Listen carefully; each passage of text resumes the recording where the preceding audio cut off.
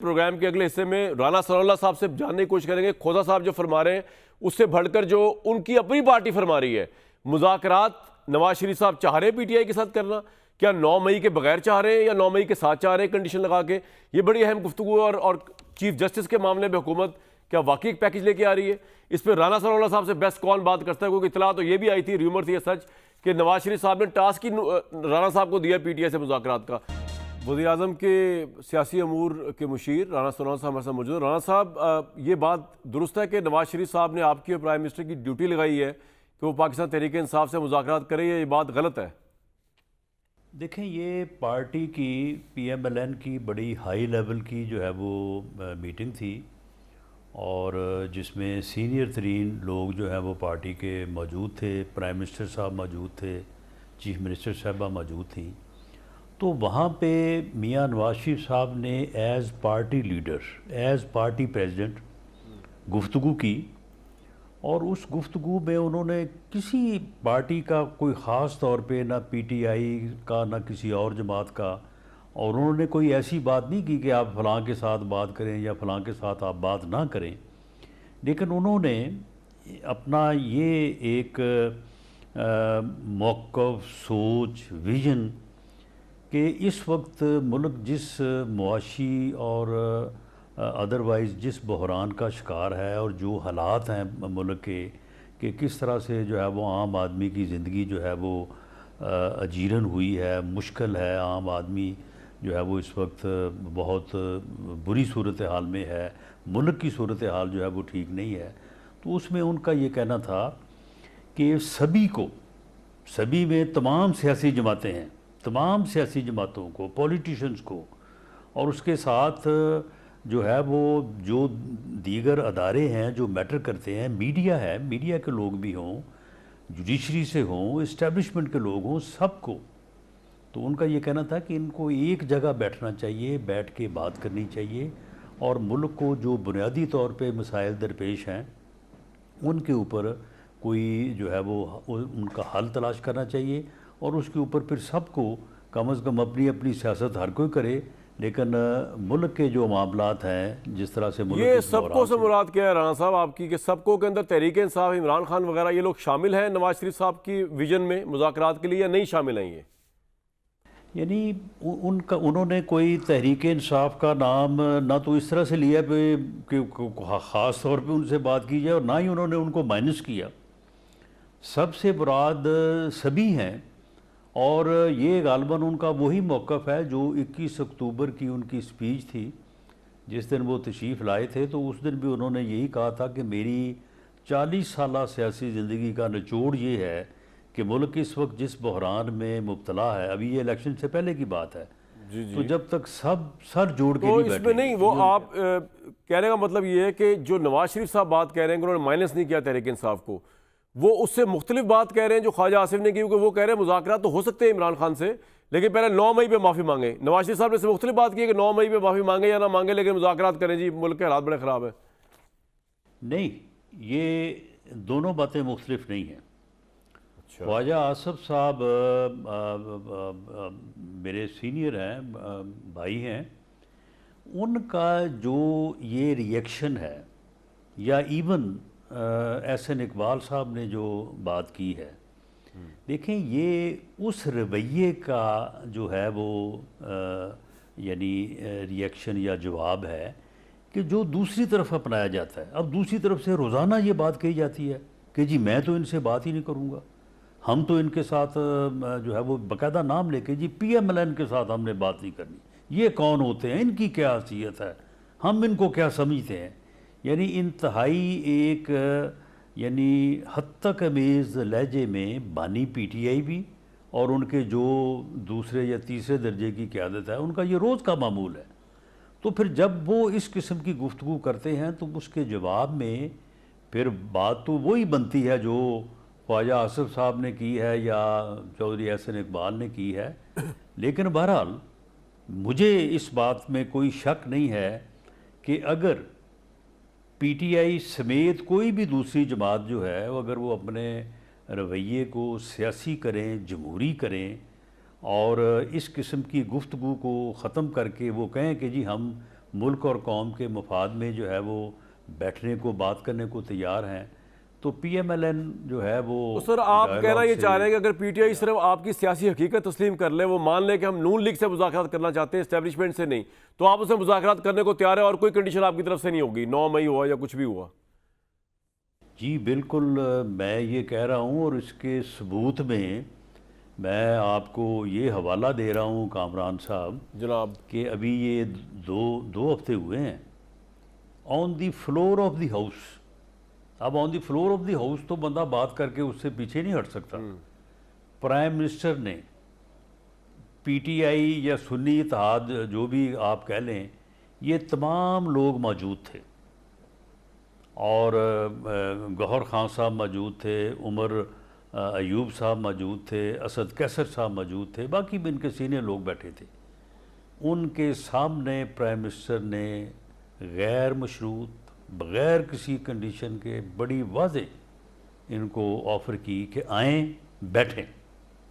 तो राना हम साहब आपके आप साथ बात बेसिकली करने को ये कहना चाह रहे हैं कि ख्वाजा आसिफ जो कह रहे हैं कि जी 9 मई पर माफ़ी मांगे बगैर बात आगे नहीं हो सकती, आप ये कह रहे हैं कि नवाज शरीफ साहब और शहबाज शरीफ साहब जो है वो कह रहे हैं कि 9 मई के वाक़यात अपनी जगह पर हैं, लेकिन हम सिर्फ ये समझते हैं कि मुज़ाकरात तहरीक इंसाफ से हो सकते हैं, अगर वो हमारी सियासी हैसियत नून लीग की तस्लीम कर ले और गवर्नमेंट की, तो बस हम मुज़ाकरात कर देंगे, 9 मई पर माफ़ी मांगे या ना मांगे इमरान खान, आप ये कह रहे हैं?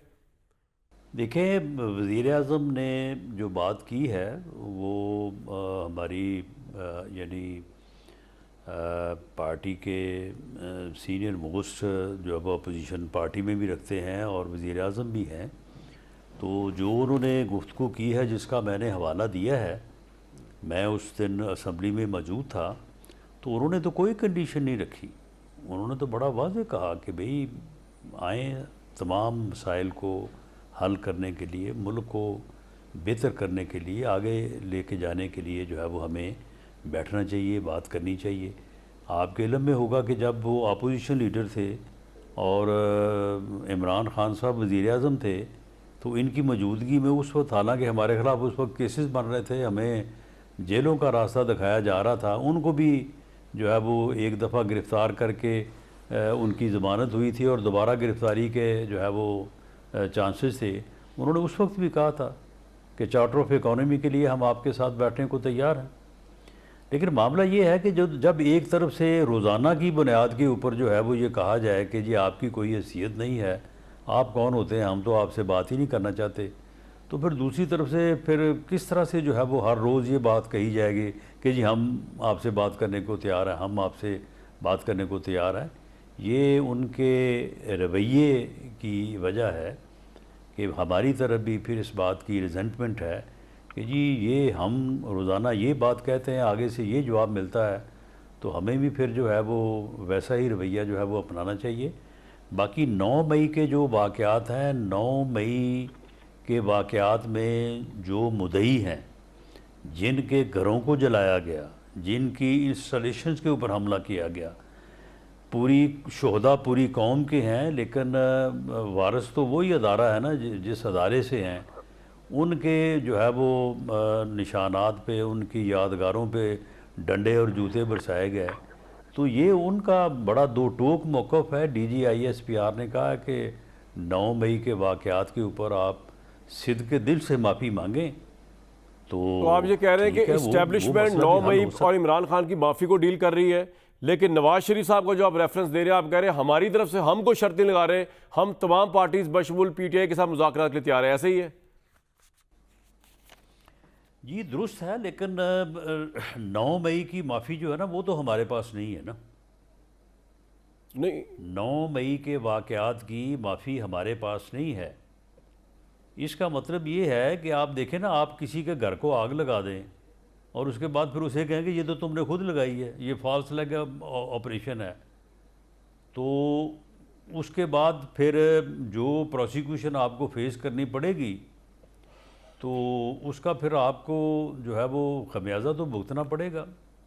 चलिए 9 मई का मामला तो आपने क्लियर कर दिया, वो तो प्रोसिक्यूशन होगी और वो इस्टेब्लिशमेंट भी उसको डील कर रही है।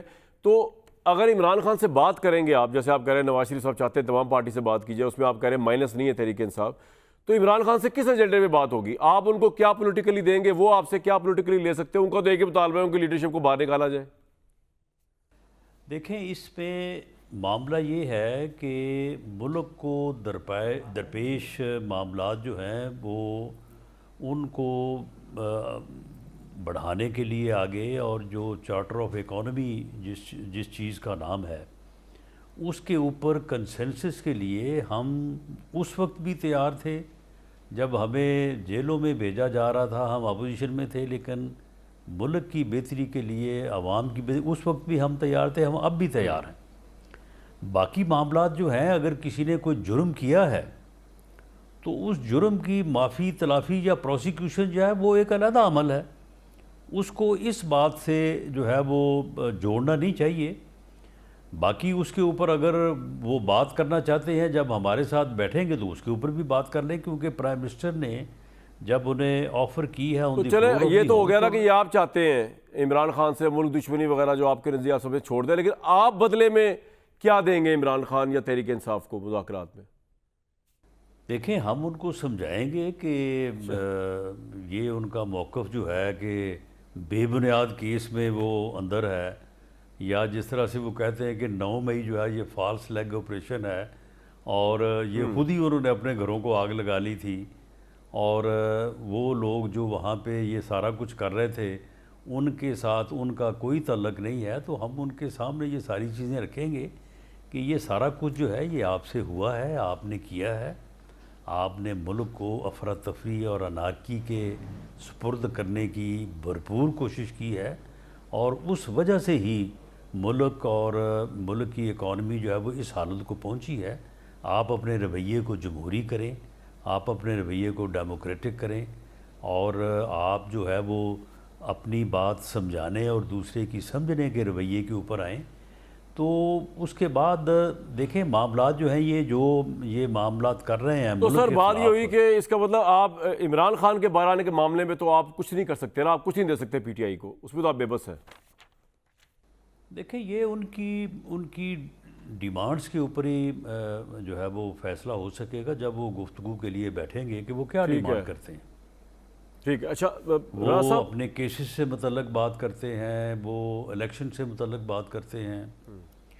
अच्छा मुझे ये बताइए, चलिए ये तो हो गया, जब मुज़ाकरात होंगे मुझे तो लगता है होंगे नहीं, क्योंकि ये तो मामला जो है ना आप सियासी पार्टी से ऊपर का एक मामला है। आईनी तरमीम का आपके जहन में आ चुका हुआ है कि करनी है, जिसमें जजों की आप डेट चेंज करेंगे, मुद्दत मुलाजमत की, जजों का एक पैनल बनाया जाएगा, सीनियरिटी के बजाय जजों का सीनियर पैनल होगा जो चीफ जस्टिस को जो है वो रेकमेंड करेगा, सीनियरिटी के असूल को साइड पर रख के। लेकिन क्योंकि आपके पास 2 तिहाई नंबर नहीं है अभी, इसलिए आप मौलाना फजल रहमान से मिल रहे हैं उस चक्कर में, लेकिन आपके जहन में ख्याल है कि ये आप करने जा रहे हैं अगर नंबर हो? देखें, अक्सरियत नहीं है, ये तो नंबर आपके पास भी है, मेरे पास भी है। जी जी। अक्सरियत की कोशिश, देखें, हमें हमारी हर वक्त कोशिश ये है कि हमारा पार्लियामेंट में एज़ इंडिविजुअल पार्टी का भी और हमारे अलायंस का भी जो है वो नंबर जो है वो बढ़ना चाहिए।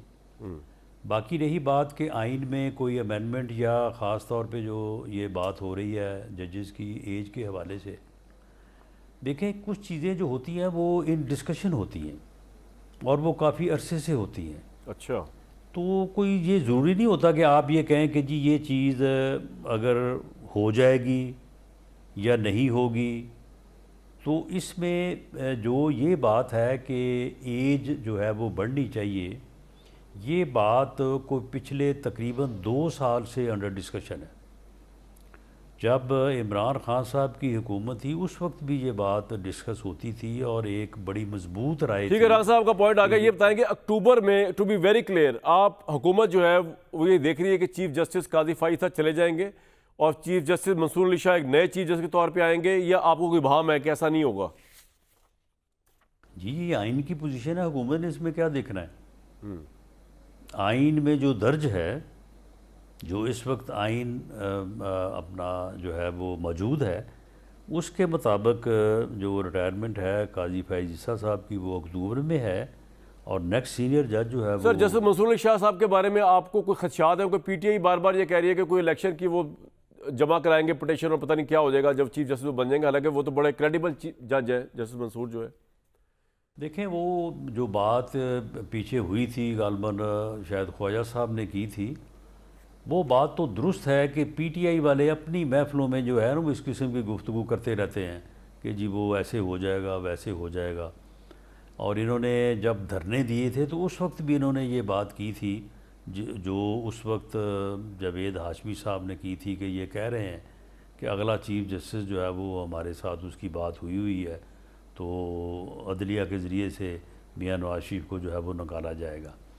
तो ये गुफ्तगू तो ऐसी करते हैं, लेकिन मैं समझता हूँ कि मंसूर अली शाह साहब जो हैं वो बड़े दयानतदार और बड़े वाइज जज हैं। वो जब चीफ जस्टिस थे हमारी पंजाब में हुकूमत थी, तो मुझे इत्तफ़ाक़ रहा है उनसे मिलने का भी और जो इंतज़ामी अमूर उस वक्त होते थे उनसे मुतल्लक़। तो मैं तो समझता हूँ कि वो ऐसी बातें करने वाले बंदे नहीं हैं कि वो वक्त से पहले उन्होंने किसी से बात की हो। ये पीटीआई वालों का बहुत शुक्रिया। राना साहब हमारे साथ मौजूद थे। इस वक्त बरतानवी अखबार दी गार्डियन के अंदर इमरान खान साहब पर कड़ी तनकीद की जा रही है। कहा जा रहा है कि बतौर चांसलर नामजदगी ऑक्सफोर्ड की ख़वातीन की तौहीन है और यूनिवर्सिटी रवायात के ख़िलाफ़ है कि एक ऐसा शख्स जो तालिबान को सपोर्ट करता हो उसको चांसलर बना दिया जाए। ख़वातीन की तालीम में पाबंदी लगाने की सपोर्ट की है इमरान खान साहब ने, इसको भी उन्होंने कहा है कि इस बुनियाद पर जो है वो इनको चांसलर होना ही नहीं चाहिए। इसमें मजीद आपको अपडेट करेंगे। कल भी बड़ा इंटरेस्टिंग ये कॉन्टेस्ट होने जा रहा है, उसमें इमरान खान आ भी सकेंगे या नहीं, आपको कल बताएंगे। कल तक दीजिए इजाज़त।